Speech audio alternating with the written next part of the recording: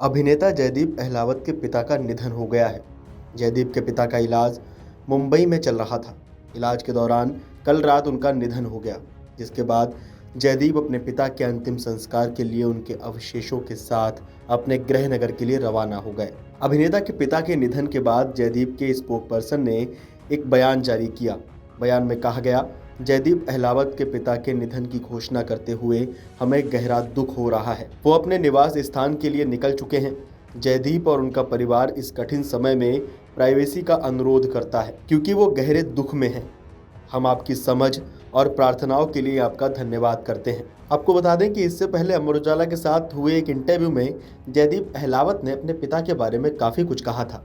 आप एक बार वो इंटरव्यू सुन लीजिए। आपने चूंकि माँ का नाम ले लिया तो मुझे कहा इंटरव्यू याद आ गया पिछला वाला, जो आपने पिता के बारे में जिक्र किया था कि आपके पिताजी आपको फिल्में दिखाते थे, वो प्यासा और गुरुदत्त की फिल्में VHS ला करके आपको दिखाते थे। तो अपने पिताजी के साथ फिल्में देखते देखते आप हीरो बन गए जबकि बनना था आपको शायद लेफ्टिनेंट आर्मी में फौजी बना था। हाँ, तो मुझे लगता है उनके अंदर कहीं रहा होगा। उनको शायद उस वक्त उनको पता नहीं होगा उनको एक्टर बनना है, बट जितना प्यार उनको सिनेमा से रहा एक टाइम पे, मैंने बहुत देखा उनको। मतलब वो धर्म जी के बहुत बड़े फैन रहे हैं, दिलीप साहब के बहुत बड़े फैन रहे हैं। वो प्यासा, गुरुदत्त की साथ की फिल्में और आप आए बाहर आई, ये सब जब फूल खिले, और ये फिल्में हम 5वीं 6ठी क्लास में थे तब से देखते आ रहे हैं। तब बहुत ज़्यादा शायद मतलब भी नहीं पता था उनका, पर हाँ वो एक अनकहा इंट्रोडक्शन जो होता है सिनेमा से, वो उन्होंने करवा दिया। लिटरेचर से भी, क्योंकि टीचर हैं वो रहे हैं, तो लिटरेचर से भी उनका उन्हीं की वजह से शुरुआत हुई। और हीरो बनने का जो फैसला था वो आपके लिए कितना चैलेंजिंग था घर में बताना, और आपके पिता के लिए कितना चैलेंजिंग था एक्सेप्ट करना कि नहीं, मेरा लड़का जो फौजी बनने वाला था, फौज में अफसर, वो अब हीरो बनेगा? पता नहीं, मेरे लिए तो चैलेंजिंग इतना ही था कि अपने बाप के सामने बात कह पाऊँ कि मुझे फिल्म इंस्टीट्यूट जाना पढ़ाई करने के लिए, एक्टिंग की। और मुझे नहीं लगता मैंने उस वक्त कुछ सोचा, क्योंकि मेरे दिमाग में कुछ और था नहीं। तो मैं एक दिन उनके साथ पास पहुंचा, मैंने कहा कि, और मैं MA इंग्लिश कर चुका था, मेरा भाई ऑलरेडी नौकरी में था, उसकी शादी हो चुकी थी, उनकी वाइफ ऑलरेडी नौकरी में थी, मॉम डैड ऑलरेडी नौकरी में। तो मुझे लगता है मेरे ऊपर कोई खास जिम्मेदारी थी नहीं, बड़ी बहन है, उनकी शादी हो चुकी थी, तो शायद हिम्मत भी बन पाई कि चलो बोल के देख लेते हैं।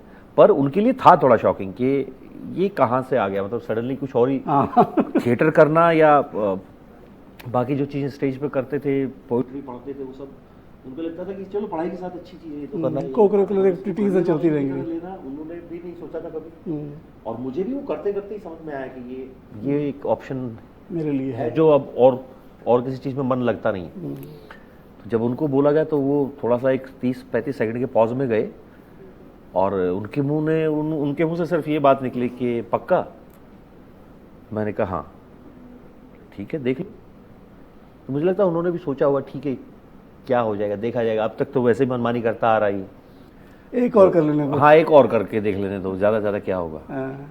तो यार पर ऐसा नहीं था कभी, बट वो क्योंकि मुझे एक्टिंग करनी थी। मुझे लगता है अगर मेरा फिल्म इंस्टीट्यूट में नहीं होता तो मैं वापस जाके भी थिएटर ही कर रहा होता। कुछ और नौकरी कर लेते आप अपना पेट पालने के लिए, वो अलग बात है।